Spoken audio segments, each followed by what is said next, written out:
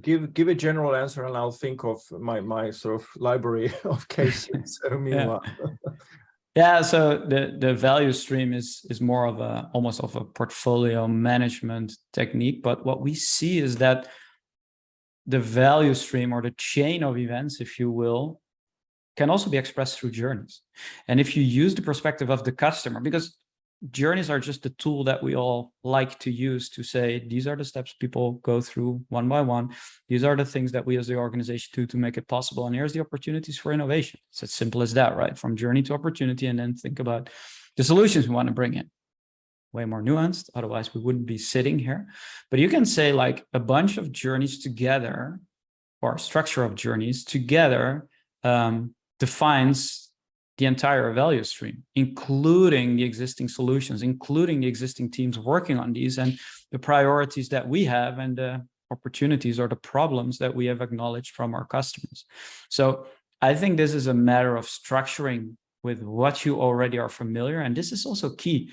Making journey management scalable is all about not transforming everything from day one, but actually it's like, how do we call things? What does a journey look like? How do we map our existing language we have onto what journey management is about? Go from journey to opportunity to solution to align with delivery, which is something you probably are familiar with. So I think changing your value stream approach to something is quite scary, because you have to go through all the different decision-making process around that, but rather think about journeys fitting into this as a hand to a glove. Is the library running, Martin? Yeah, I'm thinking about a good case. I have a bank that is really focusing, obviously, in business value, right? So what we have is that they have identified how they actually answer the jobs people hire them for, and how they're delivering that value, business value, right? So for instance, like, there are different reasons why you engage with a bank. I think most of us know what it could be: pension, savings, and mortgage, etc.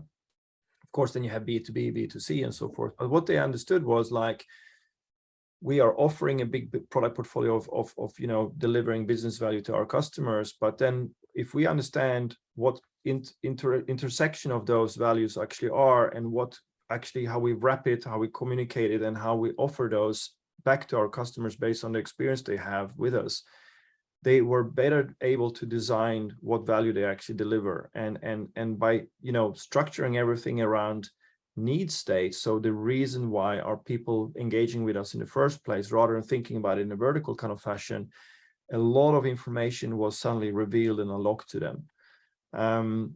So that was one example, and we have others. Like, there is a marketplace, really large e-commerce marketplace, that really understood, like, okay, how can we enhance our partners to be a better version of themselves? So how can we make them even more profitable, even more engaged, even sell more, have a better reach, and so forth through our platform? And previously, maybe they were looking at their customers rather from segmentation perspective, but they understood right now what is the business value they have right now through us, and how can we enhance that better.